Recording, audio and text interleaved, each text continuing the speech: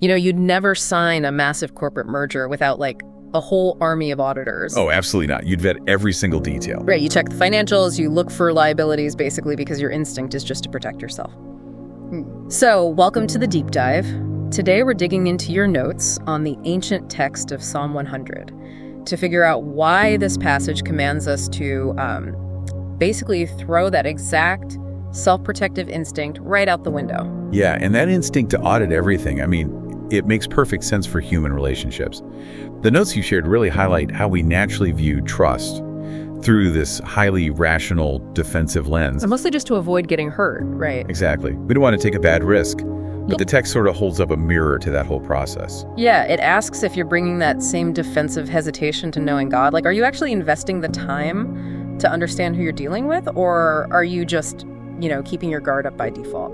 Which is a profound question. I mean, we spend months vetting a business partner, but we often just rely on vague assumptions when it comes to the divine. We just default to protection. Right, we protect ourselves. But look, as a modern person, being commanded to just blindly shout with joy, which the psalm literally does, it tells the whole earth to sing, it feels, kind of naive. Yeah, it feels reckless to a lot of people today. Totally reckless. So how does the text actually justify asking us to drop our guard so completely? Well, it justifies it by shifting the nature of the entity you're dealing with.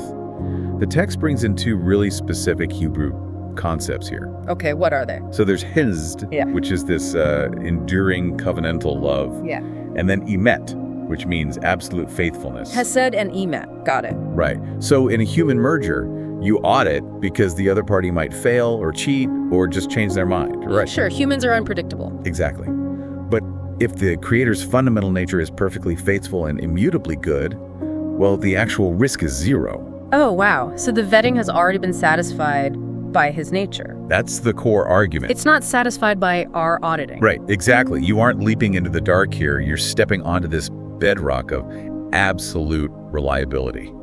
And that is what allows for unconditional praise instead of cautious hesitation. But wait, if we accept that the risk is totally removed by that faithfulness, it kind of invalidates how most people practice spirituality today.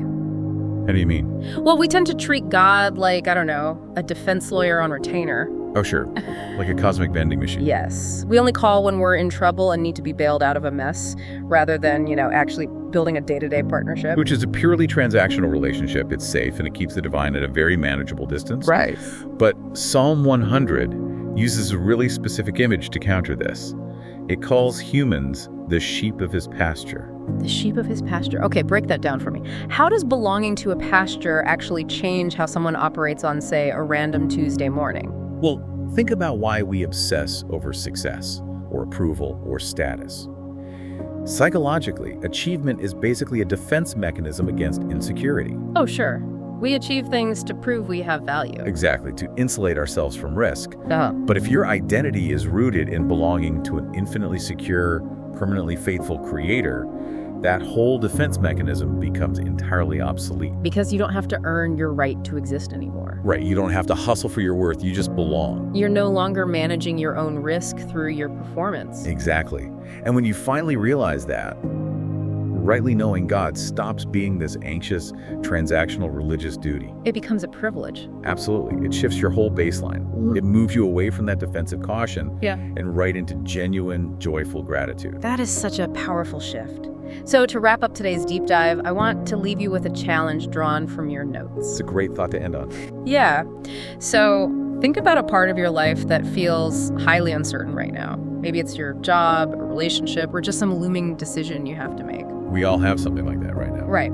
Now, if you were to genuinely view that specific uncertainty through the lens of Hesed and Emet, that steadfast love and absolute faithfulness, how might that change your approach to the rest of your day? It really changes everything. It does. Maybe it's time to put away the audit forms, stop guarding against every possible risk, and just try entering the gates with a little thanksgiving.